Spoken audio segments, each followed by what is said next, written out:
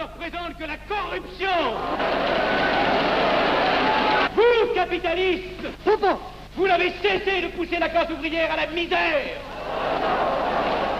Et vous, communistes, vous avez cessé d'exploiter cette misère voulue par les capitalistes.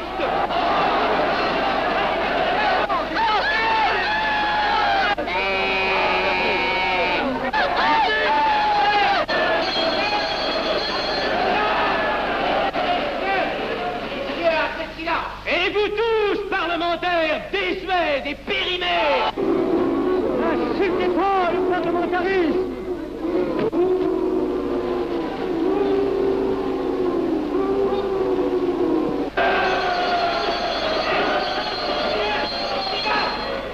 Messieurs, je vais lever la séance. Continuez, monsieur Garcin. Messieurs, je n'ai plus rien à dire.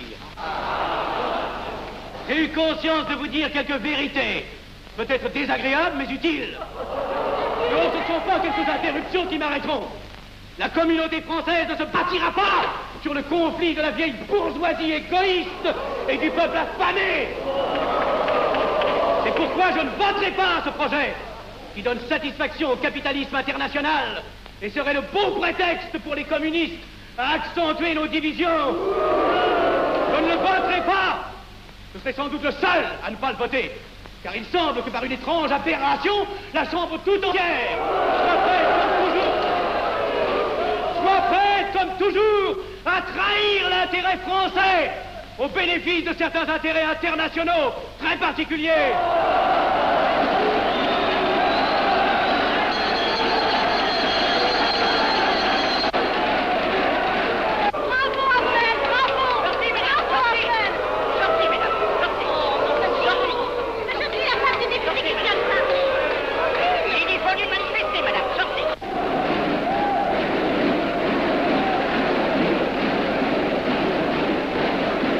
Il a du courage, ce petit Avenel. Ces petits nationaux trop puritains nous font perdre notre temps. Il faudrait l'éduquer un peu. De quelle loge est-il? Il n'est pas de chez nous, mon frère Dubois. Tout s'explique. Voilà un garçon intelligent qui a besoin d'une méthode et de conseils. Présentez-le donc. Il est sensible, il faudra procéder avec précaution. Envoyez-lui la rivière, il saura le persuader. J'y vais.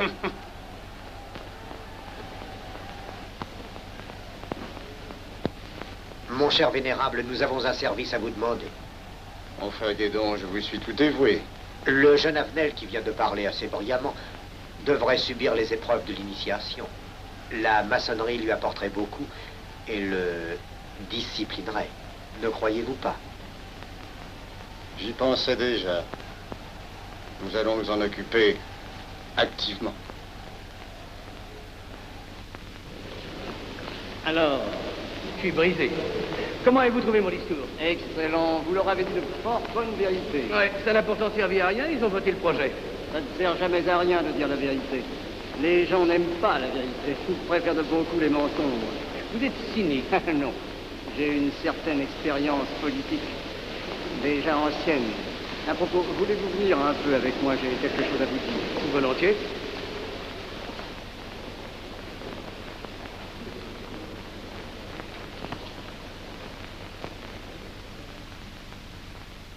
Oui, voyons, je voulais vous dire, si nous reprenions notre conversation sur la franc-maçonnerie, vous m'avez dit l'autre jour que vous étiez curieux de connaître cette association.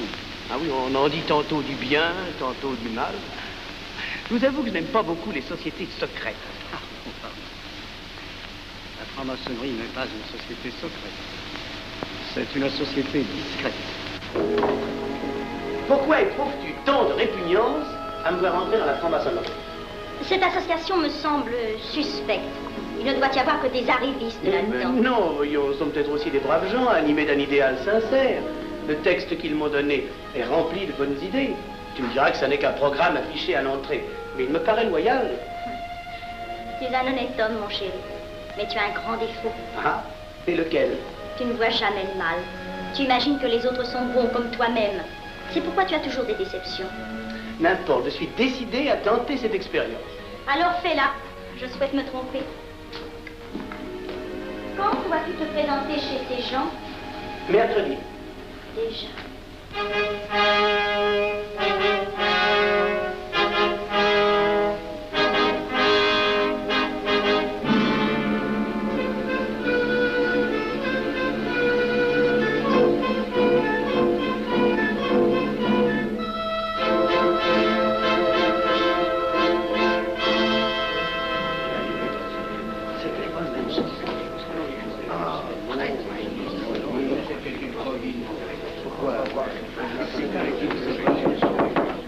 Mes frères, les travaux reprennent force et vigueur. La tenue du comité a voté l'interrogatoire du profane Avenel. Nous allons lire les rapports confidentiels de nos enquêteurs. Pierre Avenel, né en 1902 à Laval, a fait sa première communion. Oh, mon frère Godaï, je vous en prie. Mais déclare ne pas pratiquer régulièrement. A même cessé de fréquenter l'église. Très bien. Mais s'avoue spiritualiste.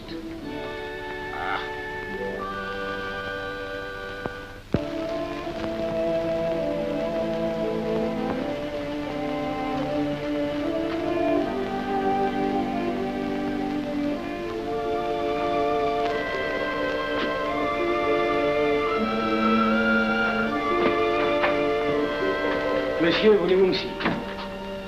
Permettez-moi de vous barrer les yeux. Mes frères, le profane Avenel, qui nous est recommandé par notre frère Gainsbourg, vice-président de la Chambre, est député. Cela ne nous impressionne pas. Nous devons surtout examiner ce qu'il pourra apporter à la franc-maçonnerie. Il nous faut des gens qui servent notre ordre et contribuent à sa puissance.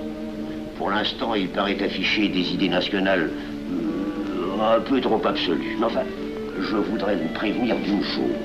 Comme il est de notre intérêt de tenir en main un grand nombre de parlementaires, il vaudrait peut-être mieux ne pas lui poser des questions qui pourraient le choquer.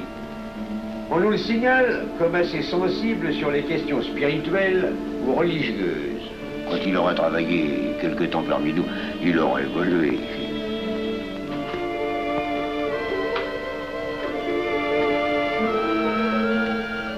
Et voilà, le silence le plus absolu, mes frères. Qui frappe ainsi régulièrement à la porte du temple? C'est un profane qui demande à être interrogé, vénérable maître. Faites entrer le profane.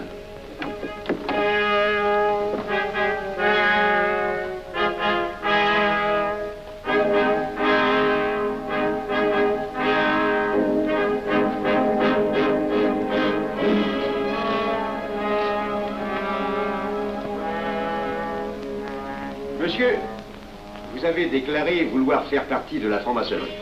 Mais nous désirons savoir qui vous êtes.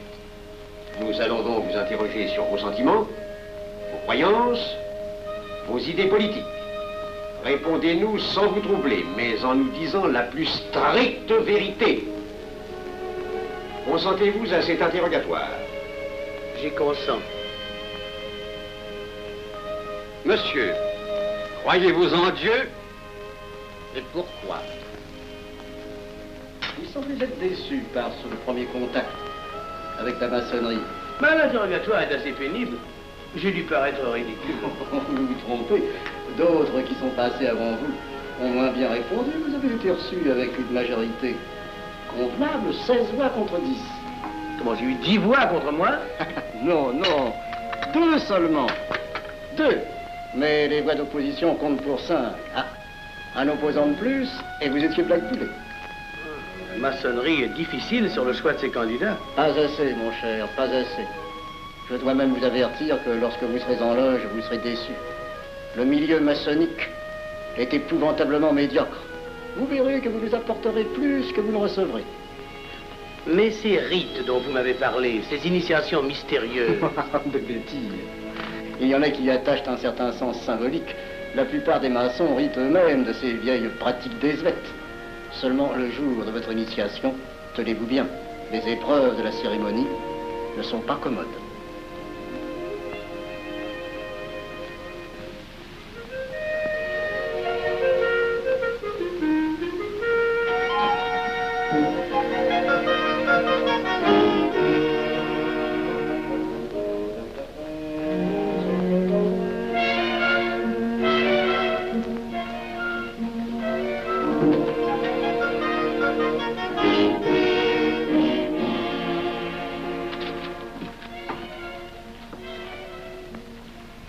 Bon.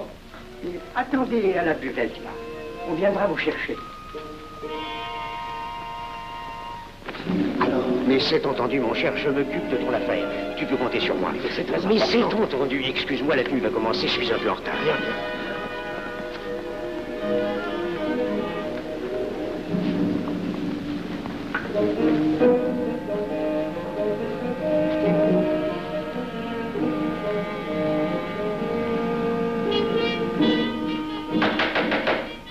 Prenez place, mes frères, nous allons ouvrir les travaux. Mon frère Durand, veuillez prendre place à l'ordre.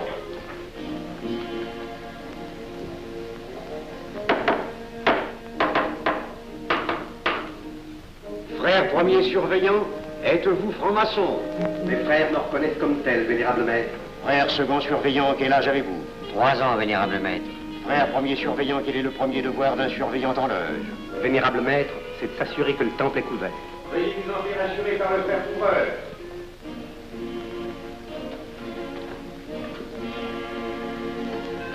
Le temple est couvert, vénérable maître. Frère second surveillant, quel est le second devoir des surveillants en loge? Vénérable maître, c'est de s'assurer que tous les frères présents sont membres réguliers de la loge ou visiteurs connus. Debout, et alors, mes frères. Frère premier second surveillant, assurez-vous que tous les frères rangés devant vos colonnes sont membres réguliers de la loge ou visiteurs connus.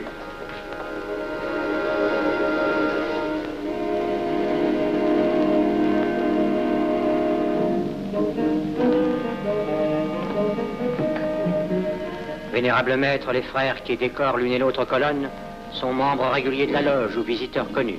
Il en est de même à l'Orient. Frère premier surveillant, à quelle heure les francs-maçons opèrent-ils leurs travaux? À midi, vénérable maître. Quelle heure est-il, frère second surveillant? Il est midi, vénérable maître. Puisqu'il est l'heure du travail, frère premier second surveillant, invitez les frères de vos colonnes à se joindre à vous et à moi pour ouvrir les travaux de la respectable loge des enfants de l'univers Orient de Paris, au grade d'apprenti, en la forme accoutumée. À moi, mes frères, par le signe, la triple batterie et l'acclamation.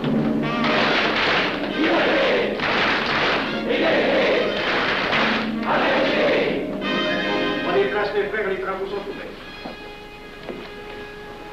Mes frères, l'ordre du jour appelle l'initiation du profane Avenel.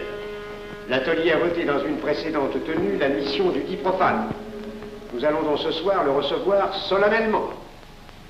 Mon frère couvreur, veuillez aller chercher le profane Avenel qui a écrit son testament philosophique dans le cabinet de réflexion.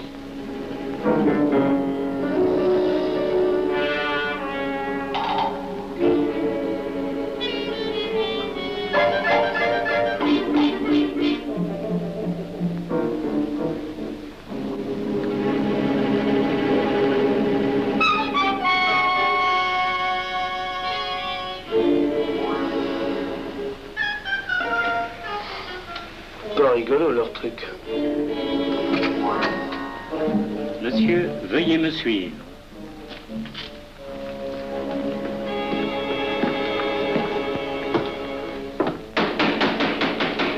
Qui frappe ainsi régulièrement à la porte du temple?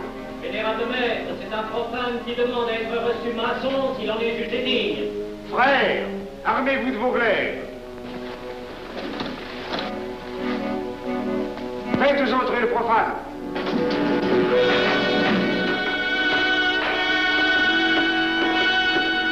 Laissez-vous, monsieur.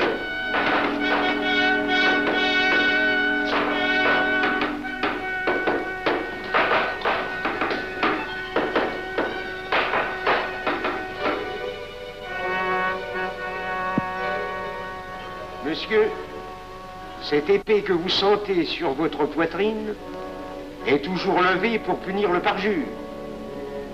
Elle est le symbole du remords qui déchirerait votre cœur si vous deveniez traître à la société dans laquelle vous voulez entrer. Est-ce de votre propre volonté, en pleine liberté, que vous vous présentez parmi nous? Oui. C'est une institution qui ne procède que d'elle-même. Elle prend sa force dans la raison. Persistez-vous toujours dans vos intentions? Êtes-vous bien déterminé à vous soumettre aux épreuves, quelles qu'elles puissent être? J'y consens. En ce cas, confiez-vous à la main qui va diriger vos pas.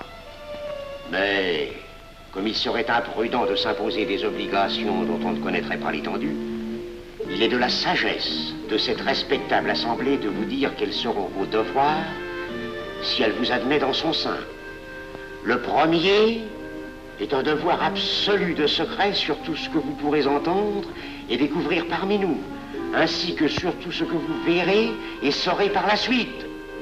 Je dois exiger de vous un serment prêté sur la coupe des libations. Consentez-vous à le prêter? Oui. Frère expert, faites approcher le profane. Et vous, maître des cérémonies, apportez la coupe des serments. Présentez la coupe au profane.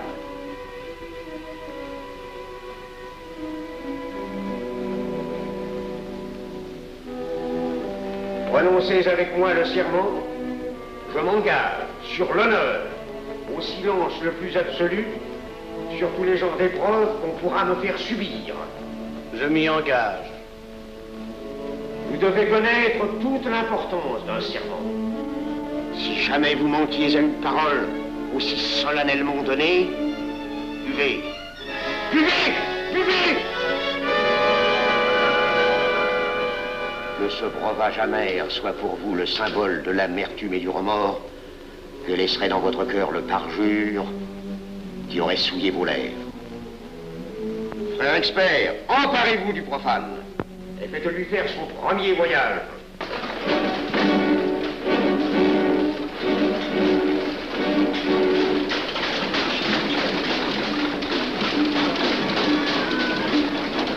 Là, c'est un profane qui demande à être reçu maçon. Comment ose-t-il l'espérer? C'est qu'il est libre et de bonne mœurs. Puisqu'il en est ainsi, qu'il passe.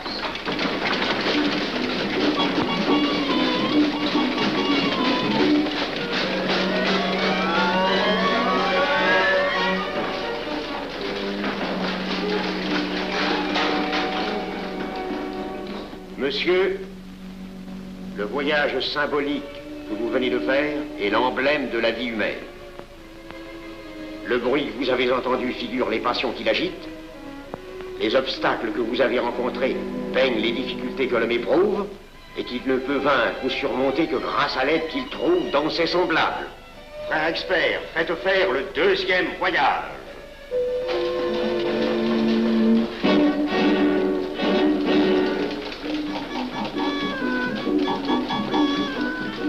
Qui va là? C'est un profane qui demande à être reçu maçon. Comment ose-t-il l'espérer? C'est qu'il est libre et de bonne mœurs. Puisqu'il en est ainsi, qu'il passe et qu'il soit purifié par l'eau.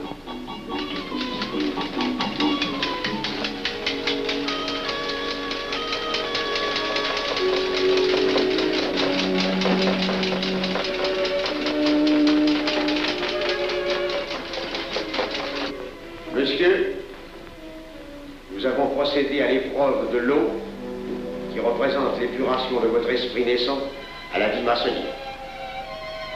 Votre cœur doit être limpide comme l'eau pure. Frère expert, faites faire le troisième voyage.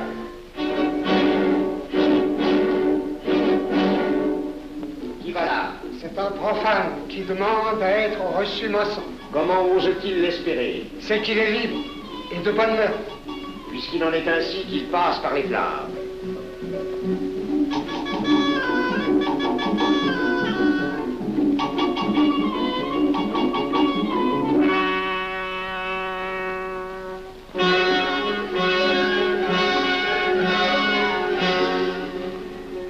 Monsieur, les flammes dont vous avez été environné ont achevé vos épreuves.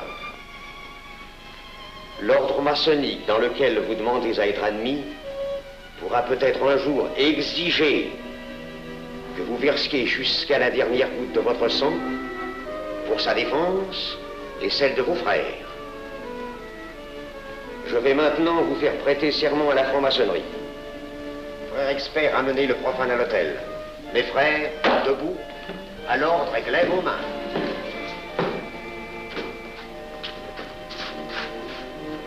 Moi, Pierre Avenel. Moi, Pierre Avenel. De ma propre et libre volonté, de ma propre et libre volonté. En présence de cette respectable assemblée de maçons. En présence de cette respectable assemblée de maçons. Je jure et promets solennellement. Je jure et promets solennellement. De ne jamais révéler aucun des mystères de la franc-maçonnerie qui vont m'être confiés. De ne jamais révéler aucun des mystères de la franc-maçonnerie qui vont m'être confiés. Quelle idée saugrenue ton mari a-t-il de se faire recevoir franc-maçon? Je lui ai déconseillé tant que j'ai pu, mais tu sais comme il est entêté. Il va se trouver dans un milieu d'arrivistes si médiocre. On l'a pourtant bien prévenu.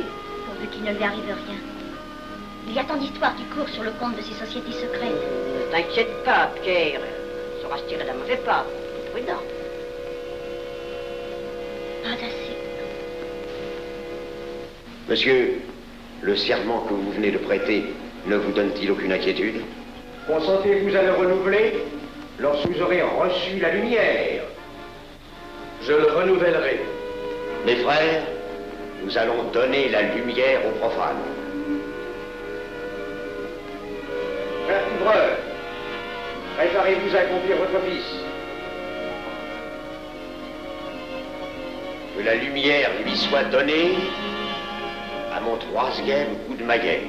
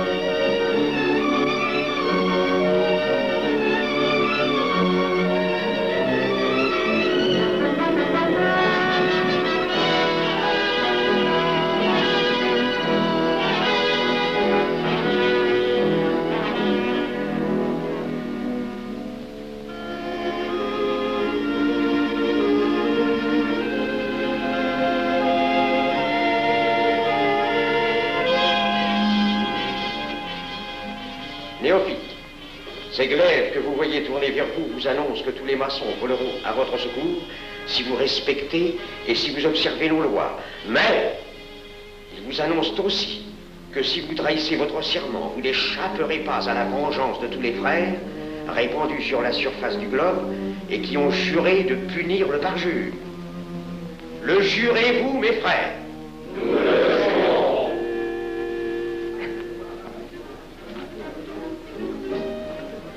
Mes frères, à la santé de notre nouveau frère. À votre santé.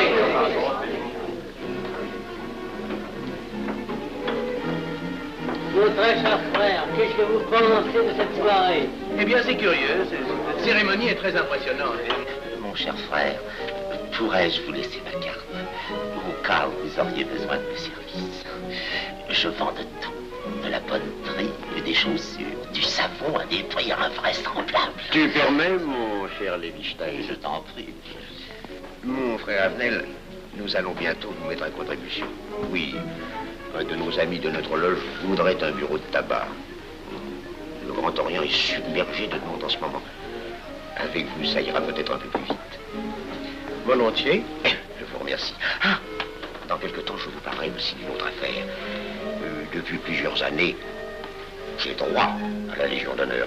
Je ne m'en suis jamais occupé, je n'ai pas voulu déranger nos amis pour ça. On leur demande déjà tellement de choses, n'est-ce pas? Vous m'aiderez? À votre service. Merci beaucoup. Alors, au revoir. Ah non, pas comme ça.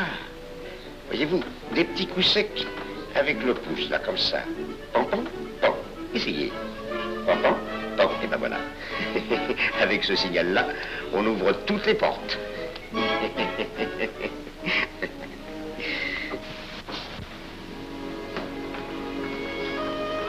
Alors, content? Bon. Tu as l'air contrarié. Oh non. Déjà déçu? Pas encore. Tu me raconteras la séance. Ah, j'ai juré de ne rien dire. Même à moi? Écoute, c'était pas ridicule. C'était étrange.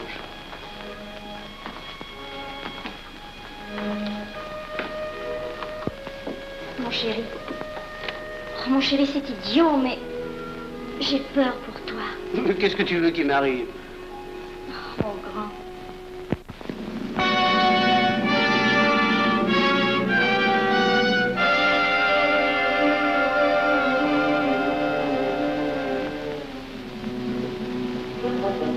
Mon très cher frère Avenel, vous êtes député. J'ai un service à vous demander. Tous les détails sur la filousterie. Mon très cher frère, si vous pouviez m'obtenir cette place, vous me feriez plaisir. Mon cher, donnez donc un coup de téléphone au préfet, qu'il m'ôte cette contravention. Demandez la liberté, le scandale fascinateur. Mon très cher frère Avenel, j'ai besoin d'un bon témoin de moralité dans un procès. C'est un de nos frères qui passe en correctionnel. Il est bien un peu coupable, mais avec un peu d'appui. Et pour manifester cette solidarité maçonnique, je suis sûr que vous voudrez bien venir. L'arrestation du banquier Charles Lévy. Le crime des banques coopératives. Un nouveau scandale financier. Il faut l'exclure, c'est une fripouille. Oui, évidemment, c'est une fripouille, mais puisque personne ne le sait, nous pouvons le garder parmi nous. Non! Mais je comprends très bien vos réactions, mon cher Avenel. Mais, tenez, je vais vous citer un exemple. J'ai vécu pendant 20 ans en maçonnerie avec un frère que je considérais comme un escroc. Ben, je n'ai rien dit, parce que c'était un excellent maçon. Nous ne sommes pas du même avis.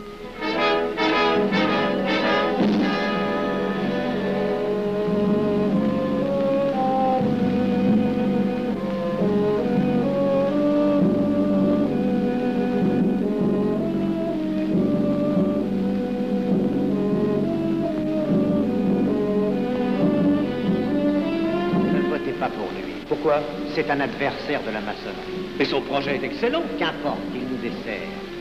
Vous n'avez pas l'air de mon avis. Non. Non, non et non, je ne ferai pas ce que vous voulez. Je vous demande de vous conformer à la discipline républicaine. La discipline républicaine et maçonnique. Je sais ce que c'est, allez, c'est une canaillerie. Mon frère, ne laissez pas vos paroles dépasser votre pensée. Oh, ne croyez pas que je sois en colère, non, j'ai tout mon sang-froid au contraire. Et c'est pour ça que je ne voterai pas cette loi unique. Vous détruisez ce pays en empoisonnant doucement. Avenel, vous ne parlez pas sérieusement. Mais vous ne comprenez donc rien.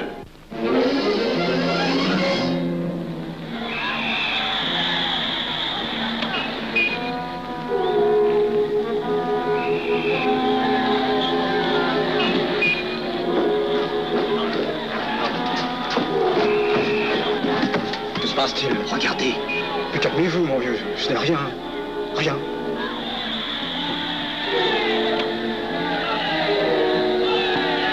Que croyez-vous qu'on doit faire? Rien.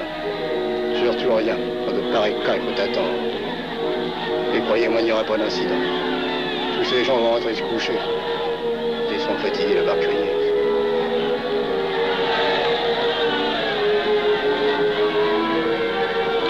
Qu'en pensez-vous, Avenel? Je voudrais être avec eux, place de la Concorde. Vous ne parlez pas sérieusement? J'ai pas envie de rire.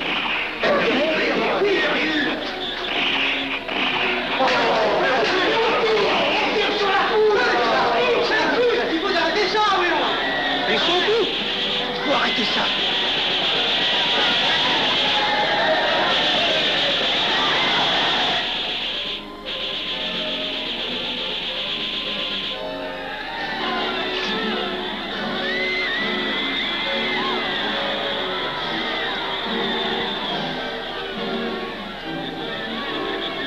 Que faire?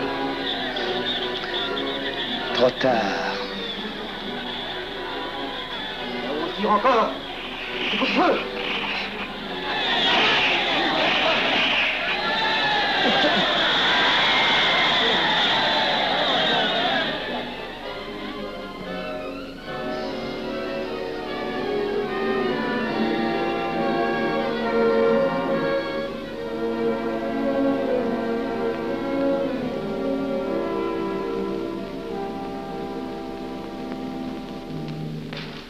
messieurs, nous avons établi définitivement la liste des membres de la commission d'enquête.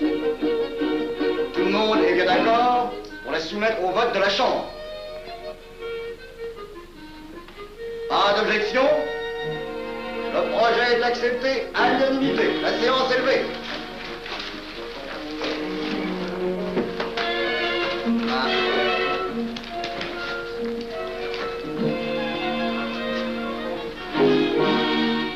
Vous pensez que ça va marcher? Je ne prévois pas d'opposition. Si cela est ainsi, nous risquons de nous en tirer. Je le crois sincèrement. Nos frères députés nous attendent dans un salon voisin. Ils sont impatients de vous entendre. Bah allons-y. Arnel. À propos, cher ami, je vous ai mis d'office dans la commission d'enquête.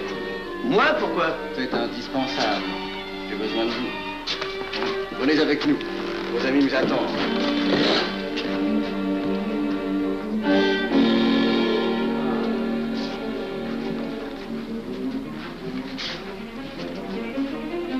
Mes frères, puisque nous sommes entre nous, je puis vous dire bien confidentiellement que nous allons traverser ces événements graves sans trop de dommages. La commission vient d'accepter tout à l'heure les listes que nous avons proposées pour la commission d'enquête. Beaucoup de nos adversaires en font partie, mais dans l'ensemble, les maçons sont encore en majorité. Rassurez-vous donc, ni la République ni la maçonnerie ne sont perdues. Elles ont traversé une crise grave. Elles sortiront renforcées de cette épreuve. Merci.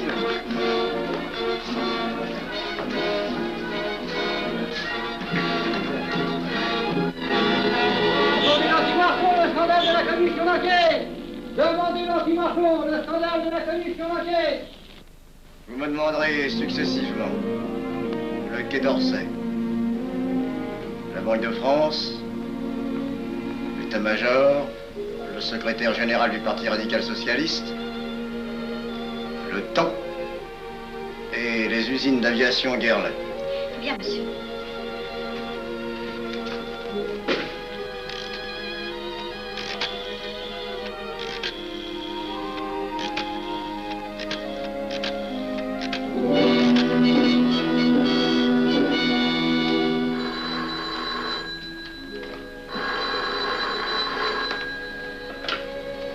Allô, le chef de cabinet du ministre.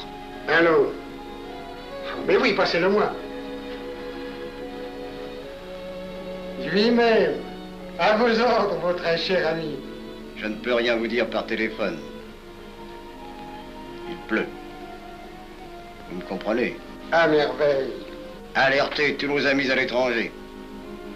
Qu'en aucun cas, on ne parle de nous. Silence. Compris. Allô, ici Général Maisonnat. À vos ordres, mon cher Larivière. Je compte sur vous, mon cher général, pour que l'armée ne varie pas politiquement. Elle doit rester divisée, avant tout. Ne craignez rien, j'ai déjà procédé à des changements importants. Tous les officiers suspects d'être contre nous ont été éloignés de Paris et séparés les uns des autres. Mes frères, il est indispensable de franchir cette mauvaise passe. Il ne faut pas trop de mouvement de bourse. N'est-ce pas, mon frère sous-gouverneur? Nous maintiendrons la monnaie. La presse de droite doit essayer d'attaquer la presse de gauche. Pendant quelque temps. Pour donner le change. C'est entendu.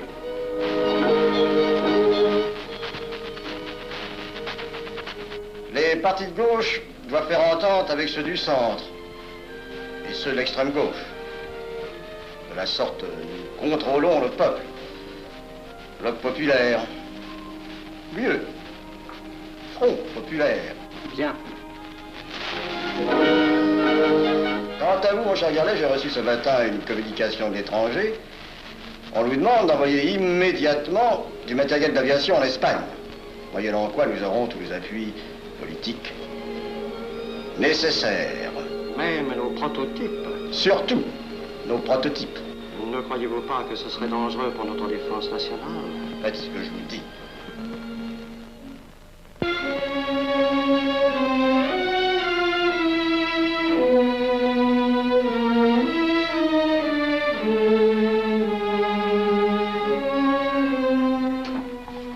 Monsieur Avenel, faites entrer. Ah, bonjour, cher ami. Comment on va? Bien, merci. Ah, je vous ai fait appeler.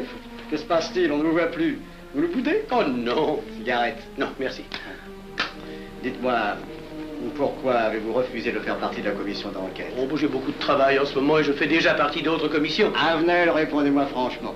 Ce n'est pas parce que nous avons eu l'autre jour une petite discussion bien fraternelle? Eh bien, justement, si. Je voudrais vous parler de la franc-maçonnerie. Ah, mais bien, voyons, mais bien entendu.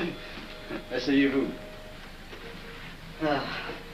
Alors, je vous écoute.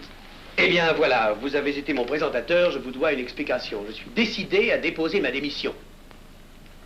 Vous avez l'air d'avoir été déçu par la maçonnerie. Oh, pire, choqué. Pourquoi? Mais confessez-vous, mon vieux. Vous ne serez pas le premier maçon qui m'aura ouvert son cœur. Qu'est-ce qu'on vous a fait? Mais à moi, personnellement, rien. Mais je trouve ce milieu maçonnique... pourri d'arrivistes écœurants. Je vous l'accorde. Ah, je ne vous le fais pas dire. Oh, croyez-vous que je sois dupe? Alors, je ne comprends pas. Tant de vertus affichées sur le programme à la porte. Tant de mystères à l'intérieur pour ne cacher que ces petites combines, ces appétits de comitard.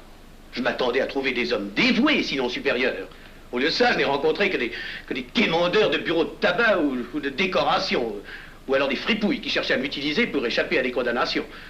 En dehors d'eux, des phraseurs, des sectaires, ignorant tout, ne connaissant rien de l'histoire de leur pays, rien de l'histoire du monde, rien de la politique, rien de la philosophie, rien. Ah, des cerveaux vides, mais des dents longues et des langues folles. Et c'est cela qui gouverne la France. Quel grade avez-vous maintenant? J'ai été initié à la maîtrise il y a peu de temps. Eh bien, si vous avez le courage de vivre encore quelques années dans la médiocrité des ateliers bleus, vous passerez ensuite aux ateliers supérieurs. C'est mieux? C'est autre chose. Voyons, vous êtes 33e, n'est-ce pas? C'est le grade le plus haut dans la maçonnerie. Mon petit Avenel, je vais vous révéler, quoique je ne le doive pas, ces fameux secrets maçonniques dont on fait tant de mystères. En maçonnerie, on cache tout aux petites gens. En bas, vous ne savez rien. En haut, vous commencez à voir un peu plus clair dans le jeu mondial. Moi-même, je ne suis pas totalement éclairé sur les intentions des dirigeants de notre ordre. Et quand je dis dirigeants, je me trompe. Il n'y a pas de chef chez nous. Il n'y a que des exécutants. Je suis un pion sur un échiquier, j'accomplis une fonction. Je reçois des messages. J'obéis. Je transmets. J'agis. Mais qui dirige? Personne. C'est beaucoup plus compliqué et simple en même temps qu'on ne pense. Qu'est-ce que la maçonnerie? Des groupes d'hommes qui se sont réunis aux quatre coins de l'univers pour enserrer le monde dans un réseau aux mailles infranchissables. Nous sommes 50 000 en France, 500 000 en Angleterre, 3 millions en Amérique, c'est peu. Mais c'est énorme, parce que nous formons un bloc uni d'une seule volonté. Nous rayonnons partout, nous commandons partout. Ici, 300 parlementaires sont francs-maçons. En Angleterre, le roi fait partie de notre ordre. Aux États-Unis, le président est 32e. Il n'y a pas un pays où nous n'ayons nos appuis secrets, nos hommes, nos banques, nos groupes dévoués. Et ceci n'est rien. Je ne vous montre là de la maçonnerie que la puissance physique. Il y a peut-être autre chose. Mais quoi? Une doctrine supérieure.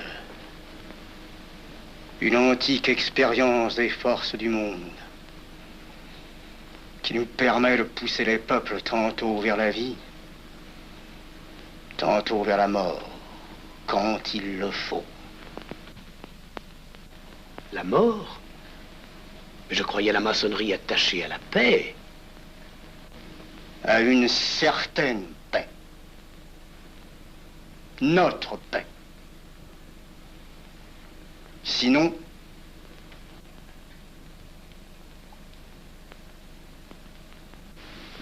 alors, cette démission, je vais réfléchir.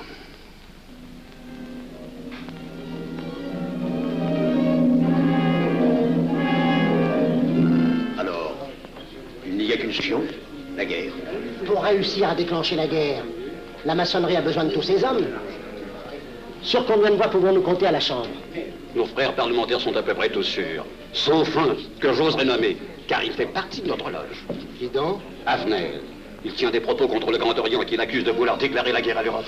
Je n'ai jamais eu confiance en ce type-là. C'est une faute de l'avoir laissé entrer ici. Nous pouvons encore leur amener de meilleurs sentiments. Doute que vous réussissiez. Qui sait? Nous avons peut-être les moyens pour ça.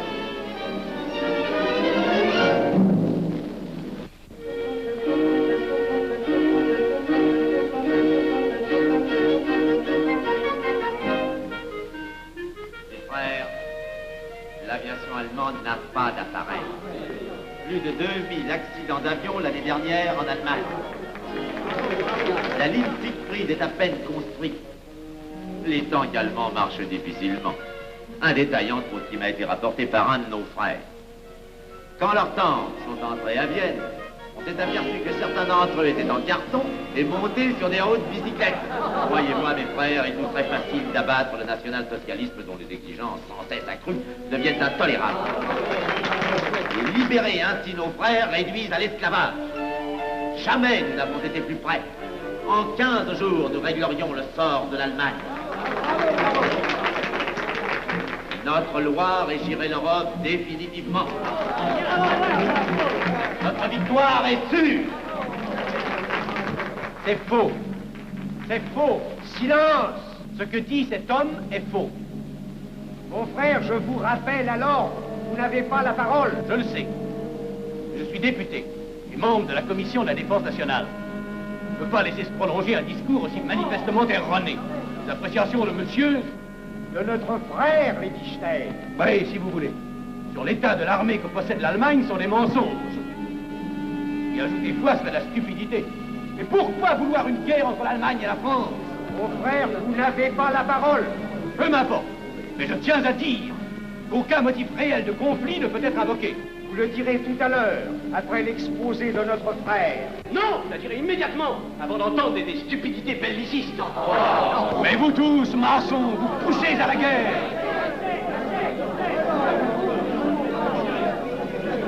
Pour que ce pays soit gouverné par vos lois, par les Juifs, et la maçonnerie surtout. Le peuple français ne se battra pas pour défendre une idéologie fumeuse, un régime ignoble, une république pourrie. Mon frère Avenel, je vous prie de couvrir le temple.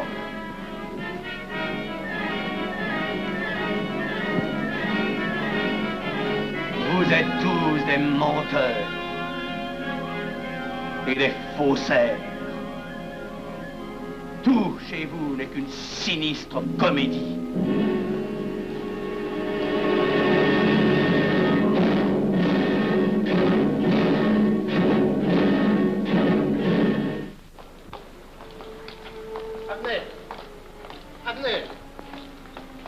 Avenel, excusez-moi, comme vous, j'habite Neuilly, c'est pourquoi je me permets de vous rejoindre. Oui, vous avez fort bien fait, monsieur. J'étais près de vous à l'Athénée.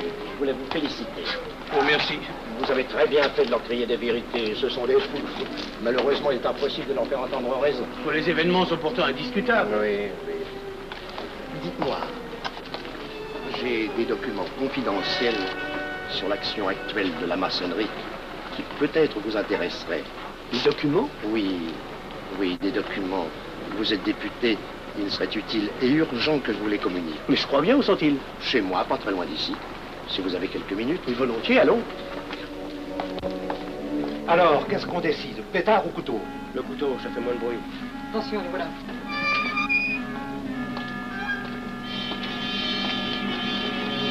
Un instant, je vais voir si...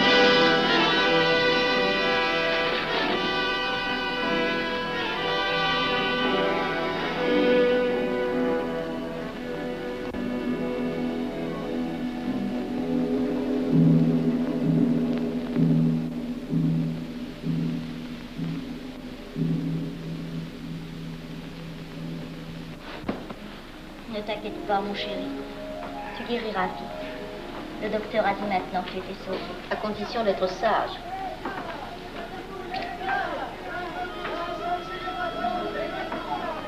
Qu'est-ce qu'on entend? C'est la mobilisation générale, mon chéri. Quoi, la mobilisation? Ne t'agite pas, je t'en supplie. Je n'aurais pas dû te le dire, mon Dieu.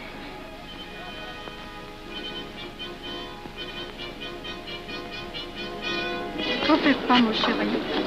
Tu reviendras vite.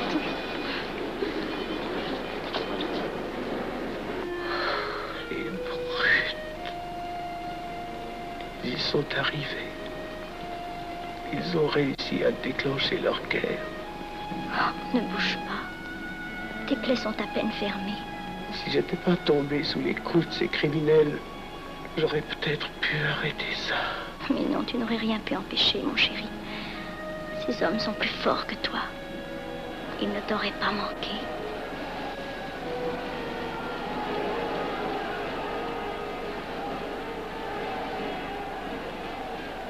Qu'est-ce que c'est?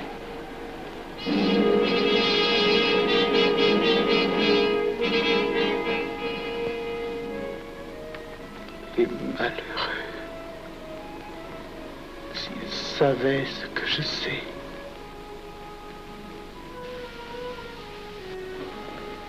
Mes frères, nous pouvons affirmer en toute sérénité que la franc-maçonnerie universelle a présentement atteint son but. Cette guerre qui est la nôtre est déclarée. Elle doit aboutir au triomphe de notre ordre. Il importe que le monde soit définitivement gouverné selon nos méthodes et par nos idées. Debout et alors. Frère premier surveillant, à quelle heure ferme-t-on les travaux? À minuit, vénérable maître. Quelle heure est-il, frère second surveillant? Minuit, vénérable maître. Puisqu'il est minuit et que nous avons accompli notre œuvre, je déclare les travaux clos à mon coup de maillet. Retirons-nous en paix, mes frères, sous la loi du silence.